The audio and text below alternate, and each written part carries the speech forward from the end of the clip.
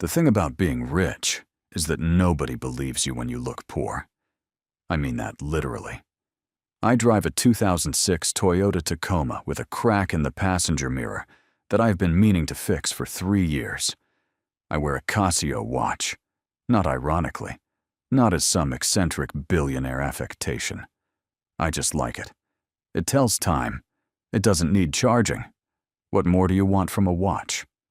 The night Stewart Hale slid a cream-colored envelope across a restaurant table and asked me to resign from my own company, I was wearing my cleanest flannel shirt.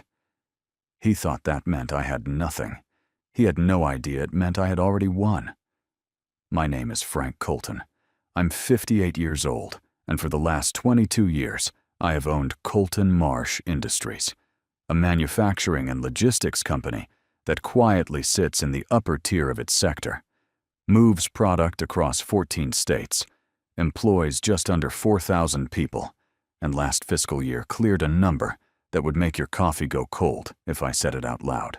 Walk up to me on a Wednesday morning in Beckley, West Virginia, while I'm watering my tomatoes in beat-up garden clogs, and you would offer me a coupon before you offered me a seat at a boardroom table. That's exactly how I like it. The Casio has never failed me. Neither has the flannel. And neither, it turned out, did 22 years of knowing exactly what to do when someone comes for you at a dinner table. Drop a comment and tell me where you're watching from and what time it is there. Hit that like. It genuinely means the world. And let me tell you about the night the Hale family sat down to a dinner they thought they had already won. My daughter Lacey did not inherit my love of invisibility. She is sharp. She is bright. She has her mother's laugh and her mother's instinct for complicated men. When she brought Clayton Hale home 3 Thanksgivings ago, I shook his hand and thought, this man has never been told no in his entire life. You can always tell. There is a particular shine to people who have been buffed smooth by the world, confident in a way that fills rooms, easy with authority in the way that only comes from never having had it questioned. Clayton wasn't a bad person.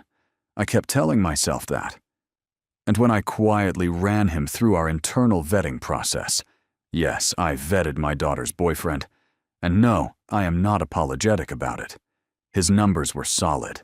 His instincts were sharp. His judgment under pressure was something I had not expected to admire as quickly as I did. So when Lacey told me she was serious about him, I did something I had never done for any hire in 22 years of building this company from nothing. I made Clayton Hale the CEO of Colton Marsh Industries. As far as Clayton knew, he had been headhunted by a prestigious search firm, interviewed by a panel of executives, and earned the position on pure merit, which he mostly had. I just greased the door a little. Lacey knew. She sat at my kitchen counter with a mug of chamomile tea the night I told her, and said that I understood this was the plot of a soap opera. I told her I preferred to think of it as strategic family planning. She gave me the look. Fathers, you know the look. The one that says I love you, and you are completely unwell. For 14 months, everything was fine. Clayton ran the company well, better than I expected, which both pleased me and annoyed me in roughly equal measure, because it meant Lacey had better taste than I had given her credit for, and I wasn't ready to admit that yet. Then, one Thursday in March, Clayton called and invited me to dinner with his parents. My gut said no before my mouth could answer. But there is a version of me, the version that built something from nothing and came out the other side, that doesn't run from gut feelings. He walks toward them with his hands in his pockets. I told Clayton to send me the address. The restaurant was called Aldridge's, the kind of place where the menu has no prices, and the wait staff introduces themselves by first name, with eye contact, so deliberate it must have been trained. I wore my cleanest flannel on purpose. Clayton met me at the door, looking freshly pressed in a jacket that probably cost more than my first car. He looked at my shirt, and, to his genuine credit, he didn't flinch. Stewart and Norma Hale were already seated. I need to tell you something about first impressions. In my experience, People who have done something wrong always overcorrect when they meet you. The warmth arrives before it's earned.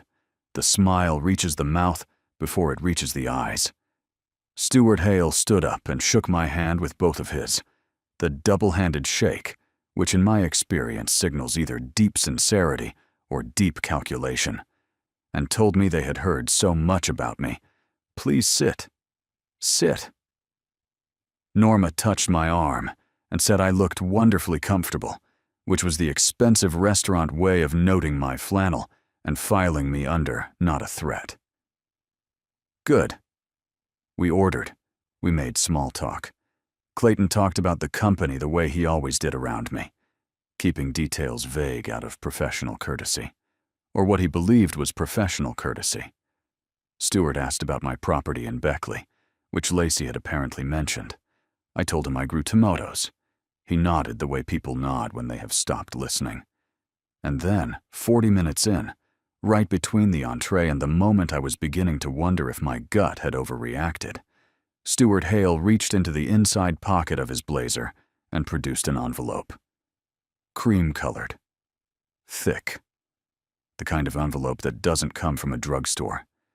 He placed it on the table in front of me with the careful deliberateness of a man who wants the other person to understand that what's inside is significant. He folded his hands. Norma picked up her wineglass. And Clayton, this is the part I keep coming back to. Clayton looked down at his plate.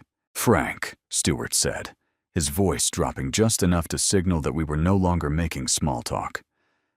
There are some things about the past, about your history, that we think deserve a conversation. I looked at the envelope.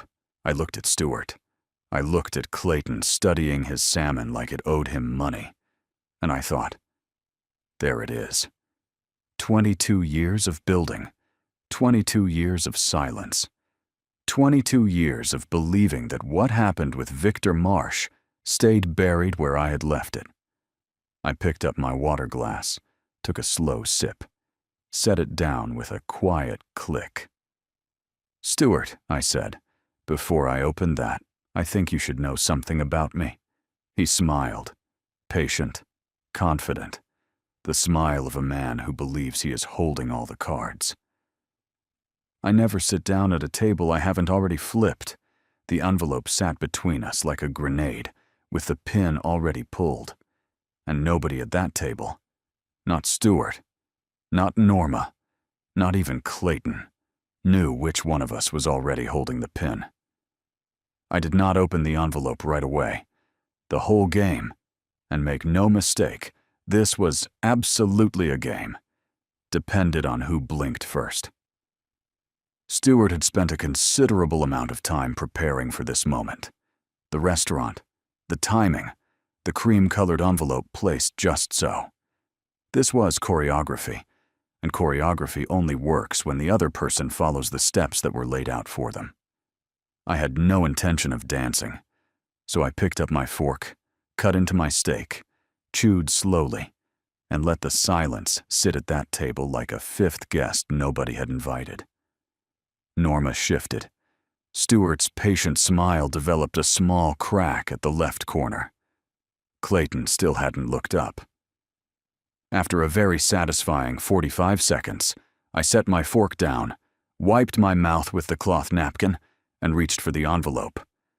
The documents inside were photocopied, but organized with the neat precision that tells you a lawyer has been involved. I didn't read them fully. I didn't need to. The moment my eyes landed on the name at the top of the first page, my chest went cold and completely calm at exactly the same time. Victor Marsh. In 1987, Victor Marsh and I were partners. We were 26 years old, broke in the specific way that only young men with enormous ambition and zero capital can be broke, and we had a plan to build something. A small manufacturing outfit in Columbus, metal parts for industrial equipment, the kind of business that doesn't make headlines, but makes the world run. For 4 years, we built it together. For 4 years, I ignored every sign that Victor was not the man I believed him to be. He was skimming, not dramatically, not all at once, but the way termites work, quietly, consistently, until the structure is hollow, and you don't know it until you lean on the wrong wall. By 1991, Victor had siphoned enough from our joint accounts to fund a separate operation, a competitor built entirely on clients he had poached using our proprietary contacts and my relationships. When I found out, I went very, very quiet. I spent 6 months documenting everything, every transaction, every diverted contract, every forged signature. When the file was thick enough to end him 17 different ways, I sat across from Victor Marsh in that Columbus office and gave him a choice. Walk away, dissolve the competing firm, sign over his remaining stake, and disappear. Or I take everything I have to the DA's office, and he spends the next decade explaining himself to a jury. Victor Marsh chose to disappear. What I had no way of knowing was that Victor had a younger brother, 15 years his junior, a boy of maybe 11 when all of this happened. A boy who grew up hearing one side of a story from a broken man, who never once admitted what he had actually done. A boy who became Stuart Hale. I looked up from the documents. Stuart was watching me with the focused intensity of a man who had waited a very long time for this exact moment. The grief underneath the strategy was real. I felt it, a small, quiet ache for the version of this story that was true to Stuart because he genuinely believed it. "Stuart," I said carefully, "I'm sorry about your brother. He said he didn't want my condolences. He wanted me to resign, quietly, from whatever role I still played at Colton Marsh. A financial settlement. The figure was in the envelope. Paid as restitution for what Victor had lost. Done before his son's name got attached to whatever came next. And that was when Clayton finally looked up. Now, if this story is hitting somewhere real for you, hit that subscribe button right now. It costs you nothing, and it's what keeps these stories coming. Thank you. Genuinely." Back to Frank. What I saw on Clayton Hale's face in that moment was not the face of a conspirator. It was the face of a man hearing something out loud that he was not fully prepared to encounter. Color in his jaw. His eyes moving from his father to me, and back with the particular panic of someone who had been told it's just a dinner, and was now understanding that it was never just a dinner. I watched that exchange and filed it carefully. "How long have you known?" I asked Clayton directly. He looked at his father, then back at me. He exhaled and rubbed the back of his neck. He said he had known there was history between the families. His father had told him when things got serious with Lacey. He said there was a debt that needed settling, and that being close to me was... He stopped himself. "An opportunity," I said. He didn't answer, which was its own answer. Norma placed her hand over mine with warmth, so manufactured I nearly checked for a receipt. She said this didn't have to be unpleasant, that we were family now, that this was about making things right. I looked at her hand on mine. I looked at her face and the smile that had been ready and waiting since before I walked through the door. "Norma," I said pleasantly, "I need you to hear this next part very clearly." I reached into my jacket and placed my own envelope on the table. Smaller. White. Unremarkable looking.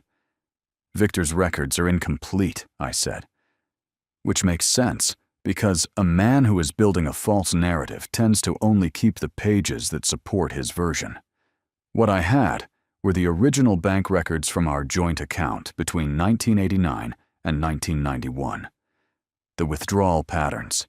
The wire transfers to a shell company registered in Victor's wife's maiden name. Correspondence. 3 emails in which Victor explicitly discussed his plan to replicate our client list and launch a competing firm using our infrastructure. And a signed affidavit from Victor's accountant at the time, a man named Dale Pruitt, 71 years old, perfectly healthy, and absolutely willing to testify to what he had processed on Victor's instructions. Stewart's face changed. The patient confidence was gone. In its place was something raw, underneath the anger, almost like grief. "You destroyed him," he said. His voice had lost its dinner party finish. "He destroyed himself," I said. "And then he told you a story that let him die feeling like a victim instead of what he actually was." Stewart stood. Not dramatically. Just the slow rise of a man whose legs have made a decision before his brain caught up. "Sit down, Stewart," I said quietly, "because this conversation isn't finished, and the part that's left, the part that actually matters, is about your son." For the first time since I sat down, I saw something in his face that wasn't panic or performance, something that looked like shame. "Clayton," I said, "I need to tell you something, and I need you to listen to me the way you would if I were just Frank. Not your father-in-law, not some older man in a flannel shirt. Just Frank." He nodded. Barely, but he nodded. "I know who you are," I said. "I've known since before you walked through my daughter's front door. What I'm about to tell you is going to change every single thing you think you understand about your life for the last 14 months. The waiter appeared at the edge of the table. "Can I interest anyone in dessert?" he asked brightly. All four of us stared at him. He backed away slowly. The man had timing. I respected it. "Clayton Hale," I said. "What do you know about how you got your job?" He straightened. The CEO reflex, the automatic assembling of composure I had watched him deploy in boardrooms for over a year. He said he had been headhunted. Executive search firm. He had interviewed with the board. It was a competitive process. It was, I agreed, completely legitimate. Your numbers were strong. Your instincts were good. Hold on to that part, because it's true and it matters. What do you mean? I mean that the search firm that headhunted you was contracted by me. The board you interviewed with reports to me. The position you have held for the last 14 months, the corner office, the car allowance, the salary that I know because I approved it, exists inside a company that I own entirely, have owned for 22 years. The frown deepened, then stopped.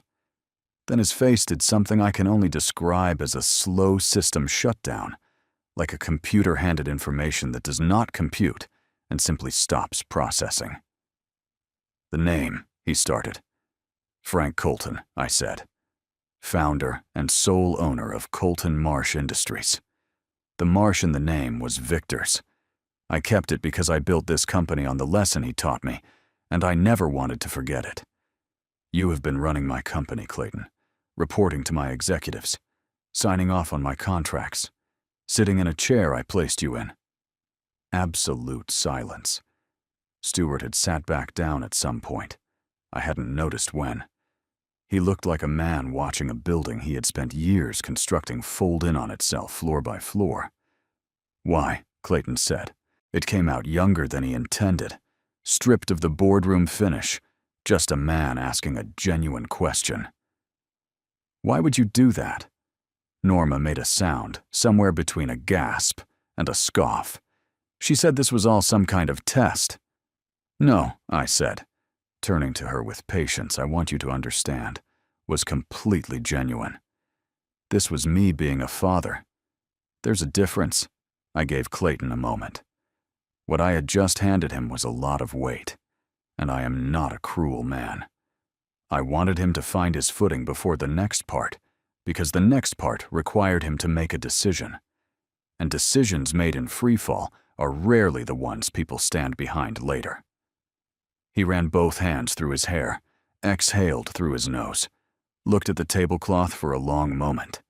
Then he looked at his father, and something shifted in Clayton Hale's eyes that I had not anticipated. It wasn't confusion anymore. It wasn't shame. It was something colder and more clarifying. "How long?" he said to Stewart. Quiet. Direct. Stewart said nothing. straightened his cufflinks, a delay tactic so transparent it was almost sad. Dad. Clayton's voice had an edge I hadn't heard from him before. How long have you known who Frank was? Stewart's jaw worked. Before you told me the company name. Victor mentioned Colton to me years ago. When I did the research. Meaning, before Lacey and I got engaged, Clayton said slowly. I was protecting our family. You positioned me. The words came out flat and precise, like he was reading from a document. You found out who I was working for, and you saw an opportunity. You let me fall in love with Lacey. You encouraged it because you thought I was your way in. Norma reached for her son's hand. Sweetheart, your Uncle Victor. Don't, Clayton said, pulling his hand back. Don't bring up Victor right now. I stayed very still, because what was happening across that table had nothing to do with me anymore. It had everything to do with a young man seeing his father clearly, possibly for the first time. The right thing to do in that moment was absolutely nothing. Stewart tried the father angle, the one that comes out when logic fails. Everything I did was for this family. Clayton, that man took everything from your uncle. To what? Clayton's voice cracked on the word and hardened immediately after, the way young men's voices do when they refuse to let emotion finish a sentence. Help you extort my father-in-law. Use my wife's family to settle a 30-year grudge over a story that, based on what Frank just put on this table, wasn't even true. Stewart had no answer for that. I picked up my water glass, mostly to give my hands something to do. After a long moment, Clayton turned back to me. His face was composed now. Deliberate. I recognized it. It was the face he wore walking into difficult board meetings. It was, and I kept this thought entirely to myself, the face of a CEO. I owe you an apology, he said. You don't, I said. You didn't know. I knew enough to feel something was wrong about tonight, and I came anyway.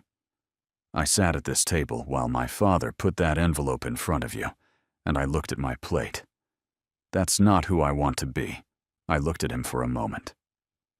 No, I said. It isn't. And the fact that you know that is exactly why you still have a job Monday morning.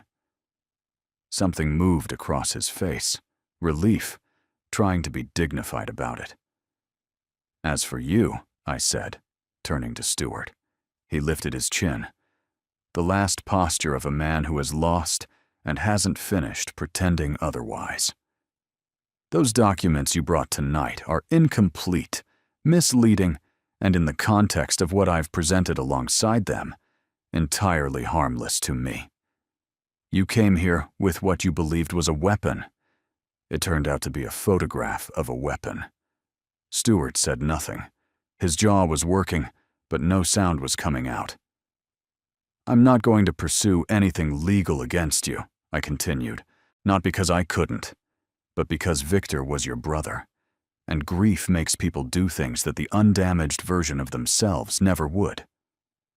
I understand that. I'm genuinely sorry for the story he told you, and I'm sorry you spent years carrying it. Norma's eyes were wet. She was looking at the tablecloth. But I need you to hear this clearly, I said, because I'll only say it once. I leaned forward. Clayton is the CEO of my company. Lacey is my daughter, and, as of her 25th birthday 3 months ago, a majority shareholder in that same company. Your son married into something you spent years trying to take a piece of. And the only reason any of that remains available to him, and by extension to your family, is because he just proved to me in the last 10 minutes that he is not you. The silence that followed was the most valuable silence I have ever sat inside, and I didn't spend a single dollar on it. Stewart Hale picked up his napkin, folded it, placed it beside his plate. The gesture of a man who has nothing left to do with his hands. He stood. Norma stood beside him. She didn't look at me, didn't look at Clayton. Stewart paused at his son's shoulder on his way out and said, quietly, that he would call him. Clayton said, "Later." Not tonight. Later. The distance in those two words could have filled the restaurant. Stewart and Norma Hale walked out of Aldridge's, and I watched them go and felt nothing dramatic. Just the quiet, settled feeling of something that has been unfinished for 30 years finally being placed neatly on a shelf. Clayton and I sat for a moment in the particular silence that follows a room emptying of everything that had been filling it. The waiter reappeared. Bless him, with the recovered confidence of a man who had decided the weather had cleared. "Dessert?" he asked. Clayton looked at me. I looked at Clayton. "What's the chocolate thing?" I said. "2 of those," I told the waiter, "and real coffee. Not the decaf nonsense." He disappeared. Clayton let out a breath that had clearly been waiting since before the appetizers. "Frank," he said. "Yeah. I need to ask you something, and I need you to be honest with me." "Always." He met my eyes directly. "Do you actually trust me to run the company?" "Not as Lacey's husband. As a CEO." I considered the question the way it deserved to be considered. 6 months ago, I said, you restructured the Midwest distribution chain and saved us $4.3 million annually. You did it without being asked. You identified the problem, built the solution, and presented it to the board before I even knew there was an issue. I paused. "So yes, I trust you," he nodded slowly. "Processing. But," I added. He looked up. "Monday morning, you and I are having a proper conversation. Not father-in-law and son-in-law. Not owner and CEO. 2 men. Honest conversation about what we both know and how we move forward. No more gaps. No more flannel shirt mystery." The corner of his mouth moved. "You're really not going to stop wearing the flannel, are you?" "The flannel is non-negotiable," I said firmly. He laughed. A real one. The first genuinely real thing I had heard from him all evening. The lava cakes arrived. We ate them. The chocolate was obscenely good. I made a note to tip generously on the way out because the man had earned it. I drove home in my 2006 Toyota Tacoma with the cracked passenger mirror. The city moved past the windows, and I let it. I thought about Victor Marsh. The young man he had been before greed got its hooks in him. I thought about Stewart sitting somewhere tonight with a story he would have to rebuild from the foundation. I thought about Clayton driving home to Lacey, trying to find the words for an evening that had rearranged his entire understanding of his own life. And I thought about what it means to build something, not just a company. A way of moving through the world. The kind that means when someone finally comes for you, and someone always eventually comes for you, you are not caught off guard at a dinner table. You are already home. I pulled into my driveway and sat in the truck for a minute. Looked at my house. Modest, warm, lit from inside because Lacey had stopped by earlier and never remembers to turn off the kitchen light. My phone buzzed. A text from Clayton. He had told Lacey everything. She said I was impossible and she loved me. Also, she said the flannel was embarrassing, and she agreed with him. I smiled at my phone in the dark and typed back. "Tell her the flannel built her inheritance." I put the phone in my pocket, got out of the truck, and walked up to my front door. Somewhere across the city, Stewart Hale was sitting with an empty envelope and a story with holes in it. And I was going home to my tomatoes. Some men build empires to prove something. Frank Colton built his to protect something. There's a difference. And tonight, finally, everyone at the table understood it. The Casio watch on my wrist still tells time. The Tacoma still has the cracked mirror. I really am going to fix that one of these days. The tomatoes in the backyard are doing well. Life, in its essentials, is exactly what it was before the Hale family walked into Aldridge's with their cream-colored envelope and their 30-year grievance, and their very expensive idea of how the evening would end. What changed is simpler and more important than any of that. A young man sat at a dinner table, heard something he wasn't prepared to hear, and chose, in the moment when it actually counted, to be honest rather than convenient. That is not nothing. In my experience, that is almost everything.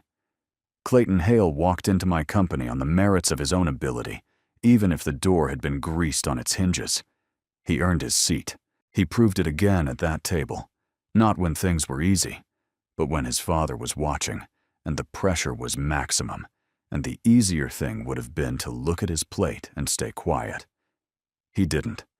That matters more to me than any restructured distribution chain or any quarterly number he will ever put in front of a board. Victor Marsh spent 30 years as the villain of my story and the hero of his own. That is a remarkably common arrangement between people who have wronged each other. Stewart spent those same 30 years carrying a version of events that was partial and painful and entirely real to him. I don't have contempt for that. Grief is not a moral failing, but grief dressed up as strategy, sent to a restaurant table with a cream envelope and a rehearsed performance. That is something different, and it deserved what it received. The flannel is still non-negotiable. The best table I have ever sat at is not Aldridge's, with its no-price menu and its trained eye contact. It is my kitchen table in Beckley, West Virginia, with a cup of regular coffee and a view of the garden, where nothing needs performing, and everything that matters is already there. What I know after 58 years of building and losing and building again is this: the men who try to take things from you are almost never the danger. The danger is losing track of why you built them in the first place. I built Colton Marsh to take care of the people who depend on it, 4,000 of them. My daughter. Eventually, I think, a son-in-law who has more integrity in him than his father gave him credit for. That is worth protecting, not with rage, with preparation, with patience, with an envelope of your own sitting quietly in your jacket pocket, ready for exactly this kind of evening. The man who comes for you at a dinner table always assumes you came empty-handed. Come prepared, and let the silence do the rest. And if this story found you at the right moment, if something in it landed where it needed to, I have another one waiting for you right now. A man who gave and gave and gave to the people around him, until the day he finally decided to give something to himself instead. The link is on your screen right now.